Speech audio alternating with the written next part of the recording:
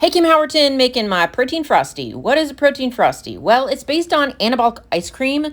Greg Doucette originated it. If you know, you've been following me, you know I'm doing a little more protein, a little less fat these days, and this was a special treat. Now, I turned it into a frosty texture, not ice cream texture, mostly because necessity is the mother invention, and I have a crappy blender. But you can also make it thicker. The world is your oyster. You do you. I'm going to show you what I do. As I said, I have a crappy blender, so I'm using my food processor. But if you have something like a Ninja or a Vitamix, then use that. So it's really easy. You're just going to put all of the ingredients in, and I weigh everything out because that's the best way to do it. I'm weighing by the gram, which is a very precise way to measure, obviously. If it's 1 or 2 grams off, don't freak.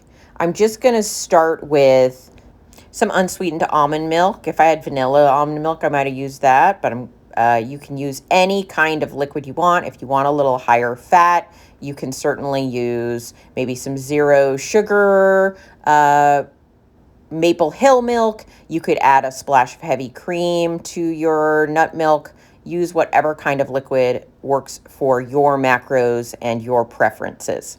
Then you always want to start with the liquid. It keeps the powder from getting stuck to the bottom. And then I'm going to add all my powdery ingredients. So obviously central to this recipe is protein powder. And I'm mostly using a Quip brand chocolate beef protein isolate, which is 25% collagen, 75% beef protein isolate from muscle meat. So kind of a complete profile of amino acids with that part. And I could use all 28 grams of this and be perfectly happy with it, but I actually use 20 grams of this, and then I add 8 grams of casein protein.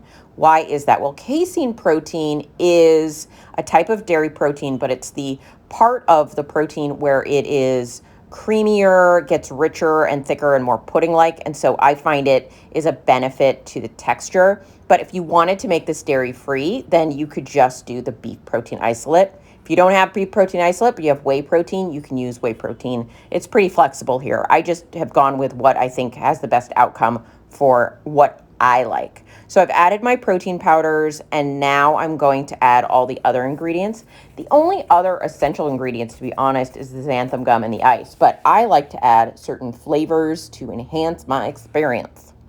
So here I've got a little LMNT chocolate salt. It's cocoa powder salt. It's delicious. I only use about 2 grams of it here. I don't go full bore, but a little bit of salt with chocolate makes the chocolate taste a lot better to me. Then I'm going to drop in a little bit of stevia glycerite because I add so much ice. In fact, the sweetness gets a little blunted. So a little stevia glycerite for sweetness, some vanilla, and then I'm going to add my xanthan gum, about 2 grams of xanthan gum.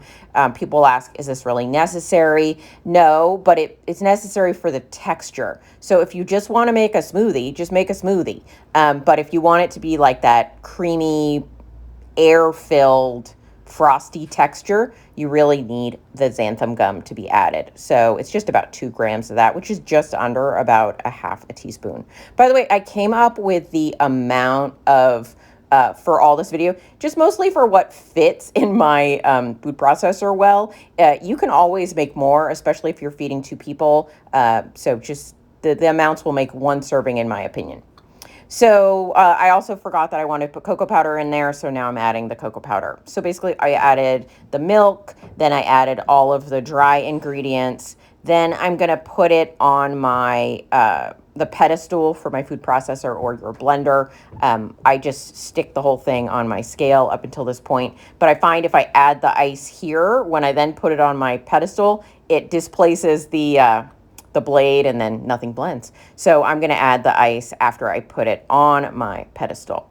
Now, I add about 200 grams worth of ice. To weigh that, I literally put the full ice holder on my scale and then zero it and then take out the ice until I get about 200. Does it have to be right on 200? Absolutely not. 180, 220, somewhere around 200. So I'm going to add that ice amount, and then we're ready to blend.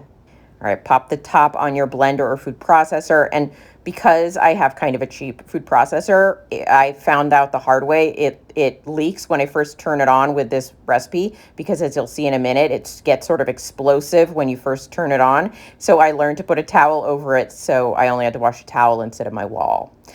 So anyway, once that starts, I can take the towel off and you'll see that it is now processing. It is also very loud. Don't do this while people are sleeping, that ice.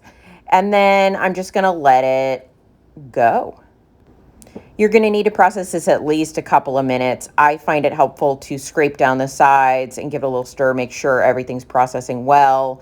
You're gonna wanna keep going until it incorporates quite a bit of air. Again, this is more along the lines of frozen yogurt or a Frosty where a lot of air has been whipped into it. This is a very voluminous kind of dessert. And so you really want to get the benefit of that volume, kind of marshmallow puffy feeling. Once you feel you've reached frostiness, it is time to serve yourself a bowl of deliciousness. Transfer it into your oversized mug or bowl, and it will be delightful. Make sure you don't lick the blades on your blender or food processor. That's dangerous. Scrape that off. And a lot of people put toppings on this because it is sort of only one consistency, that kind of frosty consistency. So some people put like a low carb cereal or some nuts or some berries on it. You can also make, obviously, a vanilla version, same concept, but vanilla flavors instead of chocolate flavors using a vanilla protein powder or a different flavor, cookies and cream, whatever kind. There are tons of flavors of protein powder. Take advantage of that and then add things that you feel like complement those flavors. This is a great way to get people who struggle with getting enough protein in to get a little more protein in, or somebody who's in maybe a fat loss phase and they're missing their treats. And this is, both nutritious and delicious. One last word is, as I'm filming this, I'm entering into the sort of holiday season, and I've used a little peppermint extract in chocolate, and it is so good. So you do whatever flavor combo suits you. Like I said, really the protein powder, ice, xanthan gum, and liquid. Once you have those, you're set. And then from there, it's all about what suits your personal tastes. I could definitely see in the summertime doing a vanilla version and throwing a few strawberries in there and having a strawberry shake. So the world is your protein frosty, people. Make it delicious. Okay, Kim swinging back around. This is a little addendum to the original video, but I just made this today and oh my God, it's so good.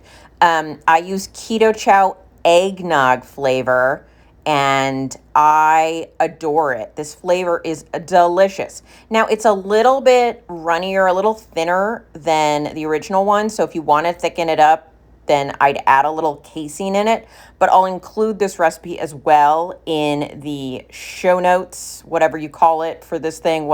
If you're on YouTube, I think it's called the description. Wherever there's writing, go look for that part. Anyway, I'm very excited about this. I just ate it. It was delightful. Bonus points for some fresh nutmeg on top. Enjoy.